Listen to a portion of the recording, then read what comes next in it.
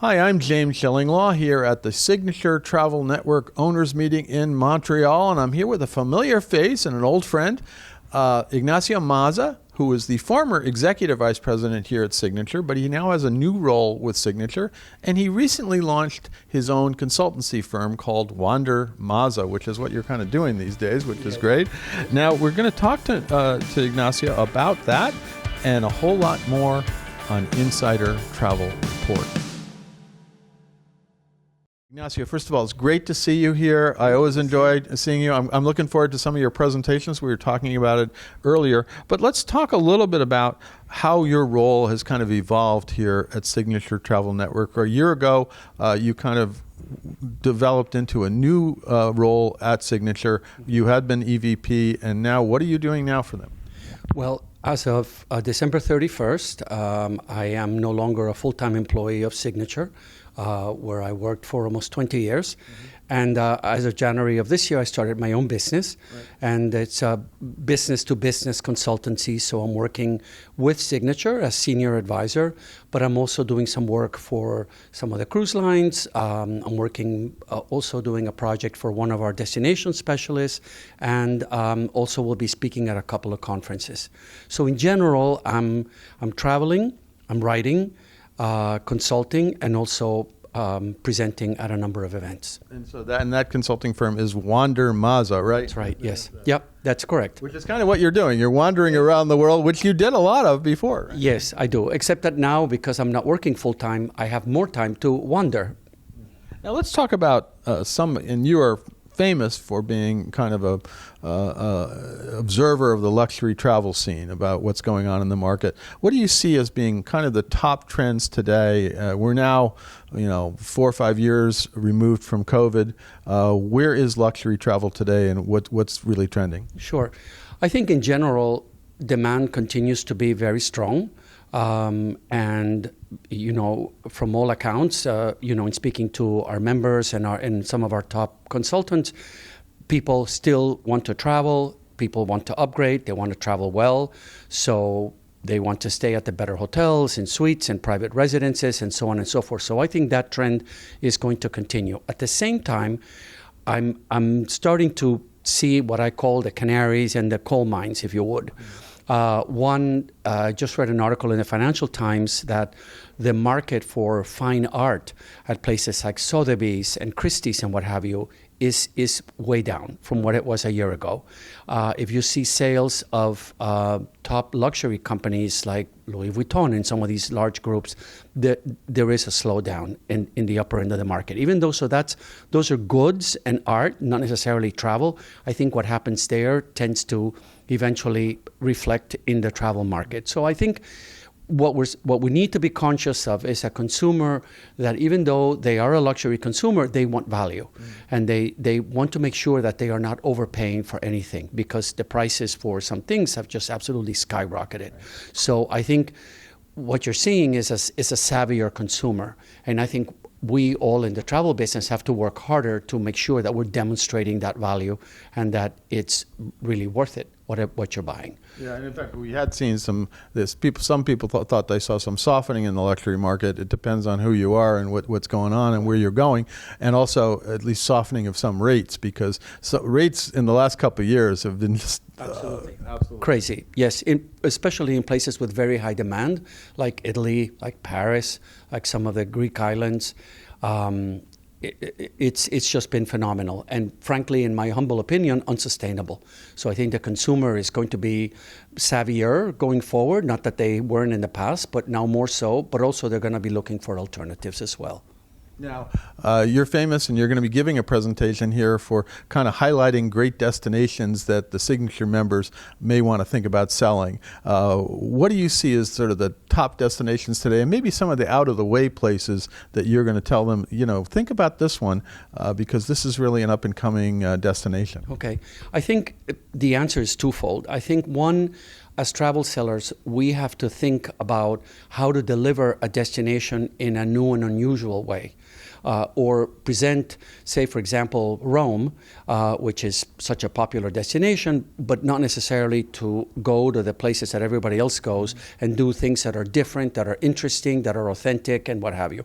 You also have a traveler that is very sophisticated, and maybe people have already been to Rome, so they don't need to know about the Vatican and the Trevi Fountain and what have you, and they're looking for other options. So we have to be, I think, going forward, a lot more creative as to how we present these destinations, because there's always going to be an alternative. So staying with Italy as an example, because Italy is just so popular, say instead of Capri, going to Ischia, which is another island. Very into that. It's a wonderful island. Okay, and it's larger, very authentic. That's where the Italians go on holiday.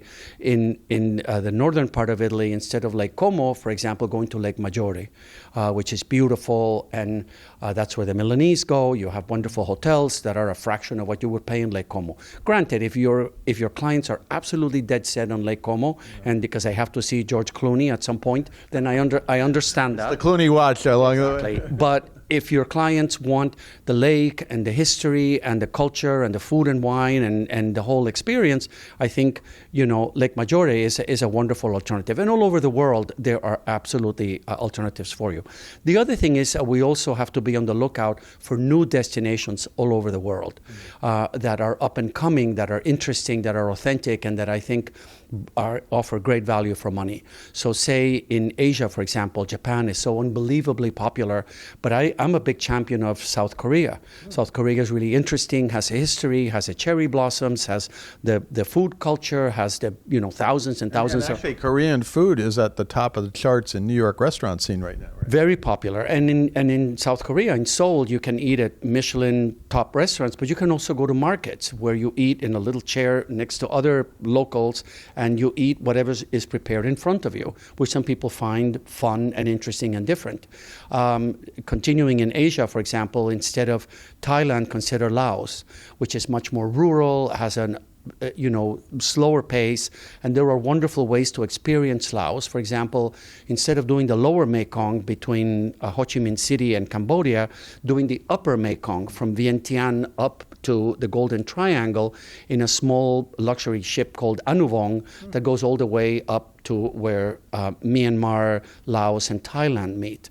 These very remote corners of Laos and that part of the world, very authentic, very interesting, and not crowded.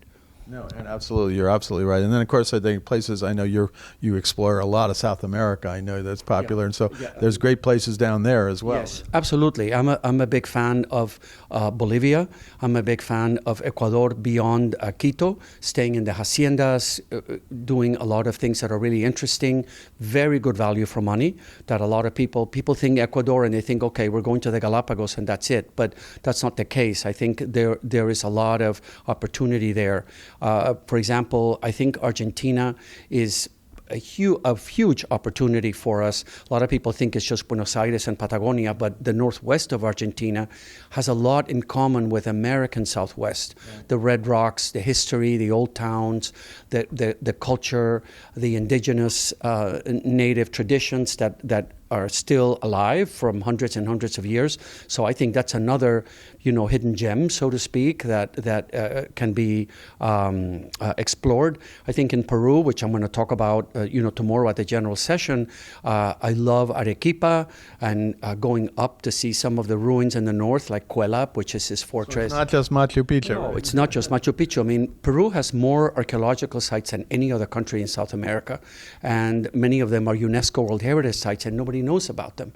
So wherever you go in the world, there are all these alternative destinations that I think are worth visiting, and that frankly the consumer is very hungry for. Because yes, they've heard of Machu Picchu, but have they heard of Choquequirao, which Hiram Bingham, who discovered Machu Picchu, or rediscovered I should say, also visited before he reached Machu Picchu. So we have to sharpen our pencils, we have to do our homework, but people say the world is getting smaller. I disagree. I think the world is getting larger. And we're finding more and more places that we can love to go to. Now, you oversaw the whole hotel program for Signature for years. Yes. And I know you've been zooming around the world lately looking at new hotels and existing ones and updated ones. What are some of the properties, the hotels and resorts out there that you really think are finds that people have to consider in the world? Yeah, I think I'm very big on Marrakesh, which a lot of people think is completely devastated because of the earthquake last fall, but that's not the case. In many regards, I thought Marrakesh looks better than ever, better than before the earthquake, because so much work has been done to upgrade the city and the roadways and fix some of the Medina and some of the historic buildings. So I'm a huge fan of Marrakesh. And in Marrakesh, you have, for example, you have La Mamounia, which is celebrating 100 years since they first opened. It's an extraordinary hotel. I mean, talk about atmosphere and allure and mystery and charm and all the rest. Few places in the world, deliver that formula as well as La Mamounia does, which also... I've interviewed the general manager by Zoom. I've unfortunately never been there, so I need to go. You need to go. It really is one of the top hotels, not only in Africa, but in the world, in my humble opinion. But then at the same time, you have new properties, like fairly new properties, like the Oberoi, which is about 20 minutes out of town, that is spectacular. It's in an olive grove.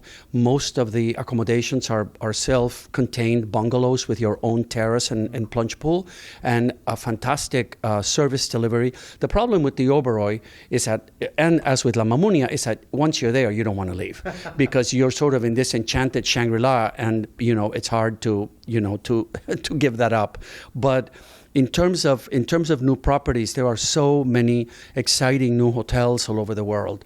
For instance, the one and only in Kea Island in Greece, which you arrive by speedboat from Athens. Once you're there, you're in a whole other world. There's no cruise ships, there's no crowds, there's no tour buses. Just a very serene, very authentic, very interesting Greek island, and it's a great place to, in my opinion, to begin or end your trip to Greece in this sort of enchanted resort on hillside with these wonderful, fantastic views, and guest rooms are big. They're over 600-700 square feet with plunge pools and the whole 9 yards. So many wonderful options all over the world, no question about it. And every time, and you and I both go to places like ILTM and things like that, and it seems like if you can think about building it, they're building it now, right? Yes. Oh no question. There are so many hotels on the pipeline with every single group, not only one and only, but also Mandarin, and also St. Regis and Ritz-Carlton and Park Hyatt and so on and so forth. I mean,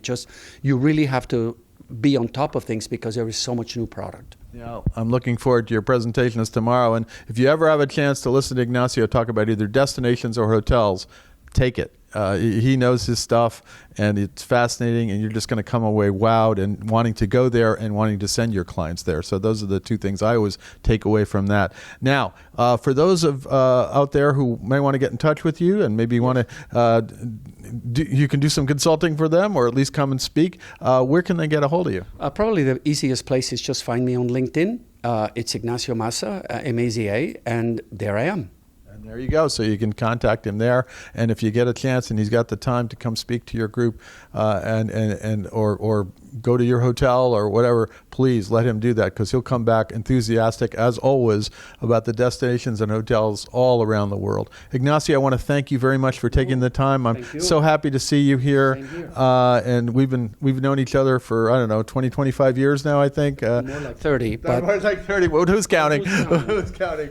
And fascinating. Everything you deliver is really fascinating, and you've been a good friend, and I've enjoyed hanging around with you, and I hope we're going to keep on doing this for a little while longer. Okay, I'm game. Okay. I'm James Shillinglaw, and this is Insider Travel Report.